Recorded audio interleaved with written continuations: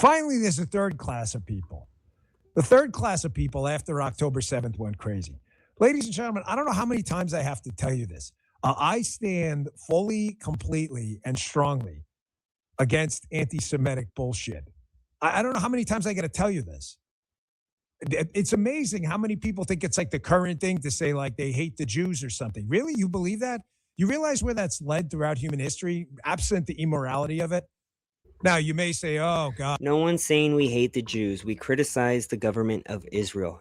That's it. That is not anti-Semitic just because we think that Benjamin Netanyahu is one of the worst people in history and he's a neocon warmonger. Look at his history. We've literally bombed, 10 countries under this administration right now, and you guys stay quiet. We bombed Iran for Israel's benefit. We took out Venezuela's president, trying to do a regime change for Israel's benefit because they shut down the Zionist agenda.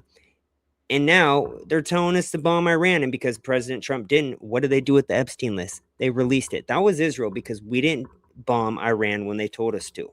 That's what it comes down to. Israel runs big media.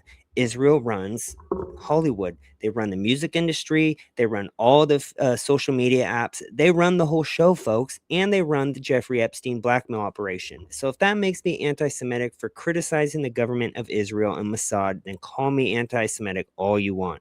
Gosh, Dan, I can't believe that that's actually happening. Really? I promise you. Go look at the Twitter. If the botting that does happen, and again, it's not all botting. The botting that does happen is very well organized. It is totally synthetic.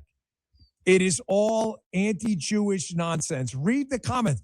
It's from like, I hate the Jews 101 and stuff. Just look at it. You can see it. It's so clearly fake.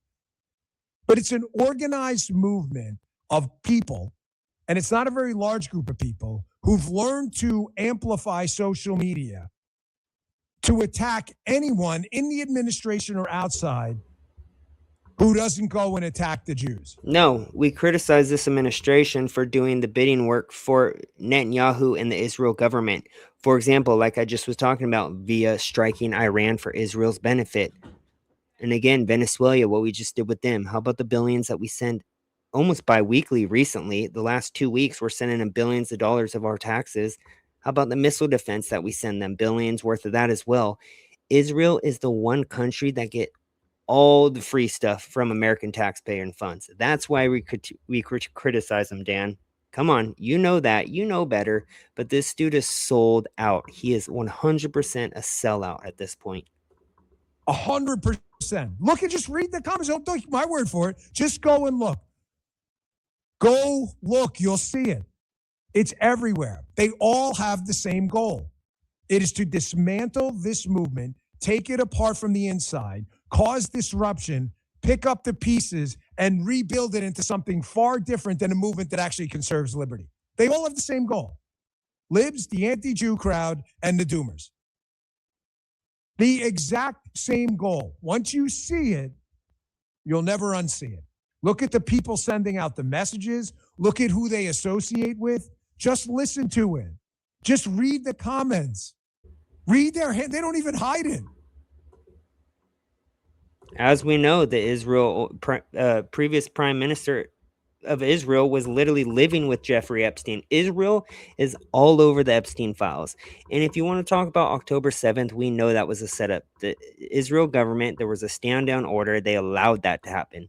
And who also funded Hamas? It was Israel. It was Netanyahu's government. Oh, suck this guy. All they do is tell you what didn't happen. I'll tell you what didn't happen. You didn't do shit. That's what didn't happen. You sat on your fat ass complaining all the time on Twitter, watching tentacle porn in your room, you loser, eating Twinkies and ding-dongs. You didn't do shit. I didn't see you volunteering while he was racking up these W's. Oh, this didn't happen. Well, a lot of things didn't happen that are going to happen. And some things don't happen because they can happen. But you didn't know that.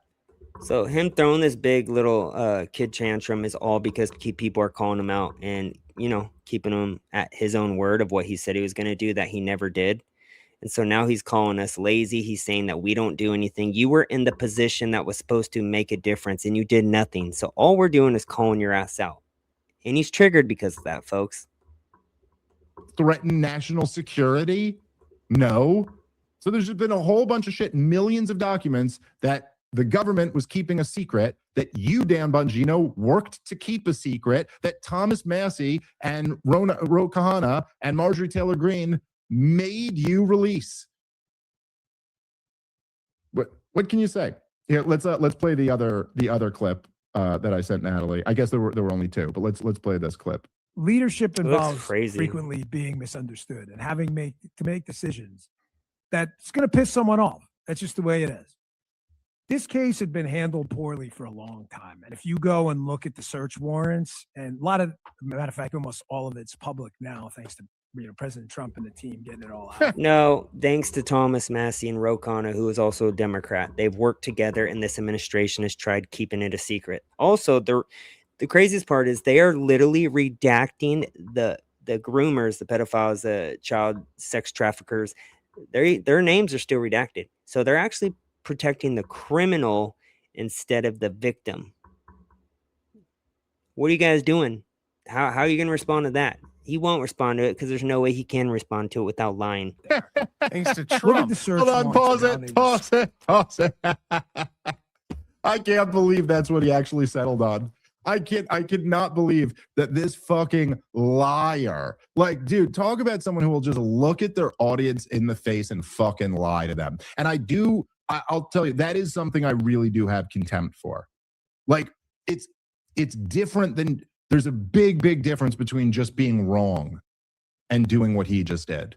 Like, there is something, and I'm not trying to, like, I don't know. I'm not trying to, like, make it like, oh, we have such an important job or something like that, Rob. But, like, there is something profoundly wrong about, like, lying to people intentionally. Like, people want to understand the truth. There's this natural human desire to understand the truth. And when you do what Dan Bongino just did right there, you're abusing those people.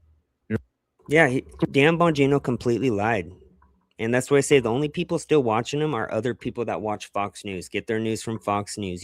Old neocon, Israel supporting boomers. Besides that, no one follows him. And they want to talk about, it's a record show. If you actually watch the show, majority of the comments are calling his ass out. And then he's muting and blocking people who call him out and suggest Epstein. Because what can he respond saying? Yeah, I'm all talk. I didn't, succeed in anything I said I was going to do. And now we have Zionists first. This dude is so irrelevant in today's society. We have Ben Shapiro. Dude's a clown. He says that the internet land is flooded with unverified claims about Jeffrey Epstein's. So what? Are you saying that it's not true?